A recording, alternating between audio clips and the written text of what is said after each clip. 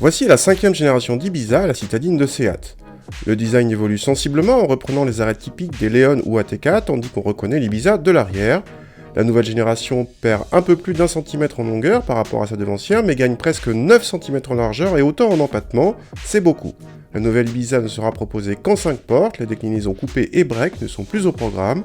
L'Ibiza reçoit des moteurs modernes comme le 1.5 litre TSI, mais aussi des 3 cylindres essence de 95 ou 115 chevaux, les diesels arriveront plus tard. A l'intérieur, la planche de bord est inédite et peut recevoir en son centre un écran tactile de 8 pouces qui permet de régler les assistances ou les modes de conduite sans oublier une connectivité complète.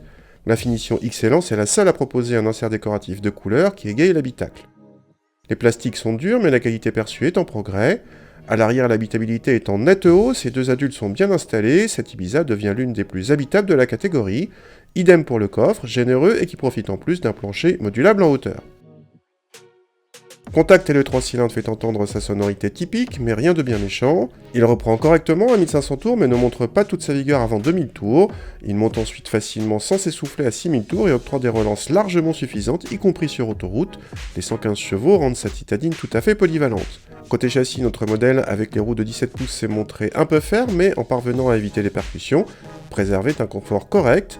Associé à un certain dynamisme, le compromis a progressé pour atteindre un très bon niveau. En consommation, ce modèle se place plutôt bien, avec 108 grammes par kilomètre de CO2 officiellement, mais certaines concurrentes font mieux, comme la Suzuki Baleno Booster Jet de 111 chevaux et ses 103 grammes. En tarif, l'Ibiza gonfle ses prix par rapport à la génération précédente, mais l'équipement est lui aussi en hausse.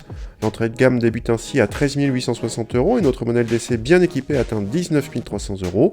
Le freinage automatique d'urgence avec détection piéton est en série sur toute la gamme, mais la surveillance des angles morts ou l'alerte de franchissement de ligne sont absents, même en option. Dommage pour une citadine dernier cri.